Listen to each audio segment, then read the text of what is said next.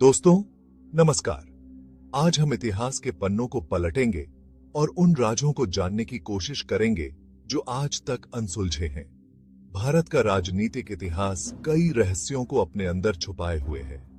आज हम बात करेंगे ऐसे 10 भारतीय नेताओं की जिनकी मौतें एक अनसुलझी पहेली बनकर रह गईं। साल 1980, गर्मी का मौसम। प्रधानमंत्री इंदिरा गांधी के बेटे संजय गांधी विमान हादसे का शिकार हो जाते हैं। संजय, जो खुद एक अच्छे पायलट थे, उनकी मौत से देश हैरान रह गया। हादसे के बाद विमान में आग नहीं लगी। क्या यह दुर्घटना थी या साजिश? इन सवालों के जवाब आज तक नहीं मिल पाए हैं।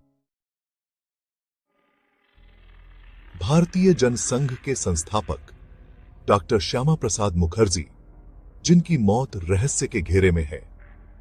कश्मीर में गिरफ्तारी, खराब तबीयत और फिर अस्पताल में मौत।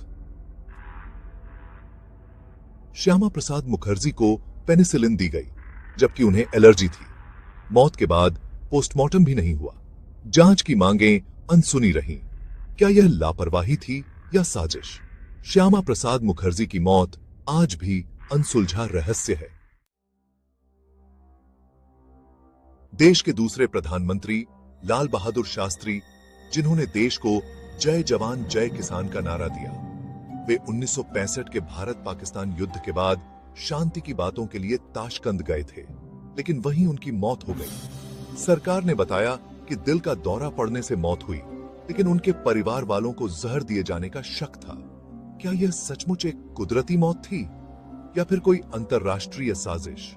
शास्त्री जी की मौत का रहस्य आज भी बना हुआ है। तुम मुझे खून दो, मैं तुम्हें आजादी दूंगा। यह नारा देने वाले नेताजी सुभाष चंद्र बोस, जिनकी मौत का रहस्य आज भी एक अधूरी पहेली है। 1945 में एक विमान हादसे में उनकी मौत की खबर आई। कई लोगों का मानना है कि नेताजी उस विमान में सवार ही नहीं थे। नेताजी की मौत का सच क्या है? यह सवाल आज भी हमें परेशान करता है। इंदिरा गांधी के करीबी ललित नारायण मिश्रा रेल मंत्री थे। एक रेलवे कार्यक्रम में बम विस्फोट में उनकी मौत हो गई। क्या यह हादसा था या साजिश? उनके भाई का दावा था कि इसके पीछे बड़े लोग थे। ललित नारायण मिश्रा की मौत ने देश की राजनीति को हिला दिया था। पंजाब के मुख्यमंत्री सरदार बेअंत सिंह, जिन्होंने खालिस्तानी आतंकवाद का डटकर मुकाबला किया, उनके शासनकाल में पंजाब में शांति वापस आई थी। लेकिन 1995 में एक बम विस्फोट ने उनकी जिंदगी छीन ली। चंडीगढ़ में हुआ यह विस्फोट इतना जबरदस्त था कि इसमें 17 अन्य लोग भी मारे गए। खालिस्तानी आतंकवादियों ने इस हमले की जिम्मेदारी ली थी। यह सवाल आज भी लोगों के जहन में है। जब तक भ्रष्टाचार रहेगा, मेरा संघर्ष जारी रहेगा।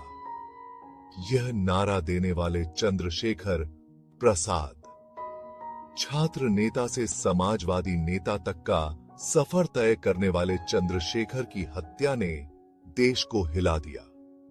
1997 में सिवान में चुनावी सभा के बाद जब वह गेस्ट हाउस जा रहे थे, उन पर गोलियां बरसाई गई। इस हमले में 4 अन्य लोग भी मारे गए। कई लोगों को गिरफ्तार किया गया, लेकिन क्या यह सिर्फ एक राजनीतिक हत्या थी या साजिश? बैंडिट क्वीन से सांसद बनी फूलन देवी की जिंदगी किसी फिल्म की कहानी से कम नहीं थी। 25 जुलाई 2001 को दिल्ली में उनके घर के बाहर उनकी हत्या कर दी गई थी। शेर सिंह राणा को मुख्य आरोपी बनाया गया था, जिसने बाद में आत्मसमर्पण कर दिया था। क्या यह सिर्फ बदला था या राजनीतिक कारण थे? यह सवाल आज भी एक रहस्य है। कश्मीर की राजनीति के एक बड़े नाम अब्दुल गनी लोन 21 मई 2002 को श्रीनगर में एक सार्वजनिक सभा के दौरान उन पर हमला हुआ था।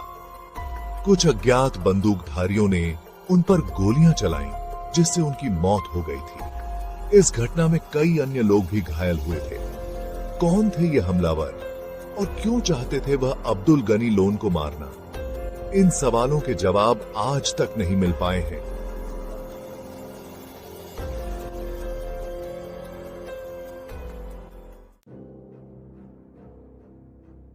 गुजरात के पूर्व गृह मंत्री और भाजपा नेता हरेन पांड्या की हत्या ने देश को हिला दिया। 26 मार्च 2003 को अहमदाबाद में सुबह की सैर पर निकले हरेन पांड्या की कार पर गोलियां चली। इस हमले में उनके सुरक्षाकर्मी अजय ठाकुर की भी मौत हो गई थी। कई लोगों को गिरफ्तार किया गया, लेकिन असली साजिश और मास्टरमाइंड आज भी रहस्य है। क्या यह सिर्फ एक हत्या थी या इसके पीछे कोई बड़ा राजनीतिक खेल था? तो दोस्तों, ये थे वो 10 भारतीय नेता जिनकी मौतें आज भी एक रहस्य बनी हुई हैं। इन मौतों के पीछे क्या सच था, यह तो सिर्फ वक्त ही बताएगा। क्या ये मौतें हादसे थे या साजिश? क्या कभी इन राजों का पर्दाफाश हो पाएगा? चैनल को सब्सक्राइब करना न भूलें। नमस्कार।